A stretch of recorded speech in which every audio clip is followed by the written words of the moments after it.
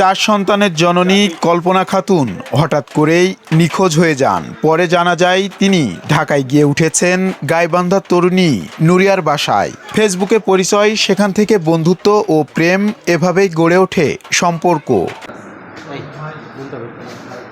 ঝিনাইদহের শৈলকুপা পৌরসভার সাতগাছি গ্রামের প্রবাসী ইনামুল হকের স্ত্রী কল্পনার সঙ্গে গাইবান্ধা সদর উপজেলার তরুণী নুরিয়ার বন্ধুত্ব রূপ নেয় গভীর সম্পর্কে। পরিকল্পনা অনুযায়ী 9 দিন আগে স্বামী সন্তান ফেলে ঢাকায় চলে যান কল্পনা। ঘটনা জানাজানি হলে কল্পনার পরিবার থানায় সাধারণ ডায়েরি করে। এরপর তথ্য প্রযুক্তির সহায়তায় কল্পনা ও নুরিয়ার অবস্থান শনাক্ত করে পুলিশ।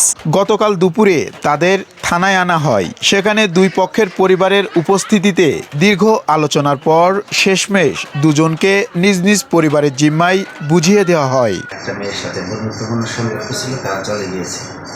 এখন আমরা তাদেরকে কথা বলে তাদেরকে বুঝিয়ে শুনে আমরা থানায় নিয়ে এসেছি। কিন্তু মেয়েটার স্বামী বিদেশ থাকে, তার 4টা বাচ্চা আছে। মেয়েটা কোনোভাবে তাদের পরিবারের কাছে যেতে রাজি না, সে অন্য মেয়ের সাথে চলে যাবে। বিষয়টা একটু অস্বাভাবিক।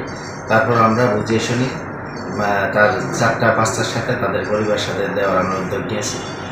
সামনে কী হয় দেখবো আমরা বিষয়টা।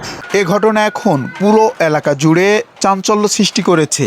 প্রশ্ন উঠেছে সামাজিক যোগাযোগ মাধ্যমে সম্পর্ক গড়ে ওঠার বাস্তবতা ও দায় নিয়ে। এমআর রাসেল, কাগজ টিভি।